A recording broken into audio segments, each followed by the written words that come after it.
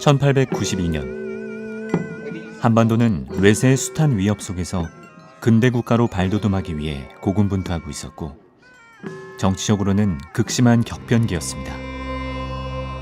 바로 그해 8월 제물 포항을 통해 조선 땅에 17번째로 도착한 한 선교사가 있었습니다. 34세 나이에 낯선 땅을 밟게 된 사무엘 포맨 무어 선교사. 그의 눈에 비친 조선은 어떤 모습이었을까요?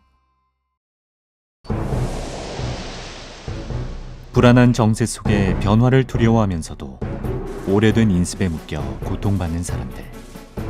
그 중에서도 가장 안타까운 장면이 있었습니다.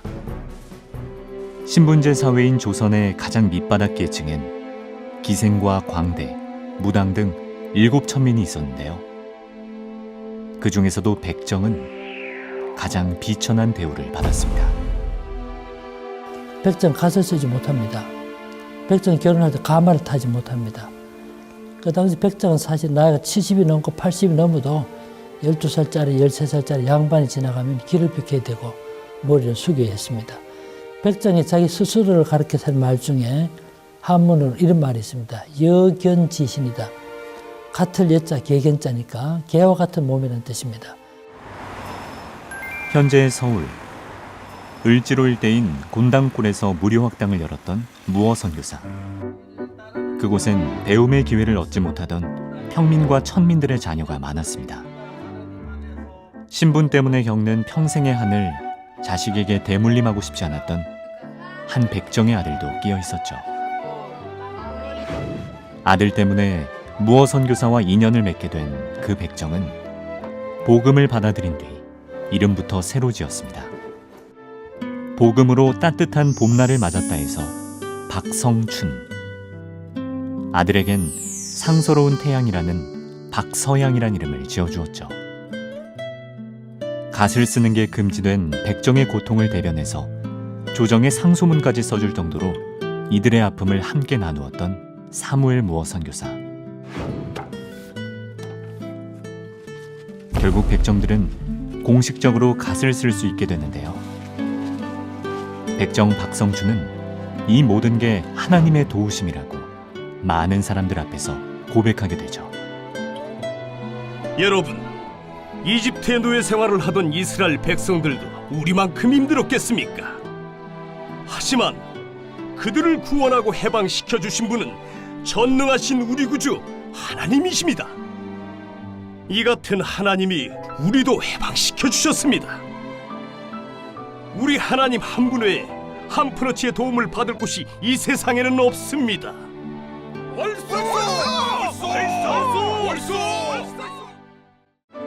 백정 박성춘은 사무엘 무어 선교사와 함께 전국을 다니며 백정들을 전도하고 훗날 장로로 선출되기까지 합니다. 아들 박서양은 세브란스 의학교 1회 졸업생으로 최초의 서양 의사가 되고 일제강점기 땐 만주로 건너가서 독립군 군의로 활약하게 되죠. 사무엘 무어 선교사는 가장 낮고 천한 신분인 백정들의 친구로 살면서 그리스도의 십자가 앞에선 지위의 높낮이가 없이 모두가 형제라는 진리를 전하고 싶었는데요. 그 길이 그리 쉽지만은 않았습니다. 어느 날 교인수의 절반 이상이 교회에 나오질 않았습니다. 그 이유는 백정들과 함께하는 교회에 나갈 수 없다는 것입니다. 양반과 천민이 한자리에 앉아 예배드리는 것을 견딜 수 없었던 양반들은 따로 교회를 분리해 나가버렸습니다. 몇몇 양반들은 찾아와서 양반들은 상석에, 백정들은 뒷자리에 자리만이라도 구분해달라고 부탁했지만 사무엘 무어 선교사는 이 부분에 대해선 조금의 타협도 없었습니다. 조선 500년 역사를 지배해온 그 뿌리 깊은 통념을 깨뜨리는 게 그리 쉬운 일은 아니었습니다. 하지만 진리의 가르침 아래에서 사람들은 비로소 깨어지기 시작했습니다. 따로 떨어져 나가 예배를 드리던 양반들도 마음을 돌이켰고 교회는 다시 하나가 되었습니다. 전국 각지로 순회 전도를 다니며 열정적으로 복음을 전파했던 무어 선교사. 그가 전하고 다니는 복음은 사람들 사이를 가로막고 있던 벽을 흔들어 놓을 만큼 강력한 것이었습니다. 신분의 차별만큼이나 남녀 차별도 심했던 시대, 무어 선교사는 가정 내에서 아내를 존중하는 것이 성경의 가르침이라고 전했습니다.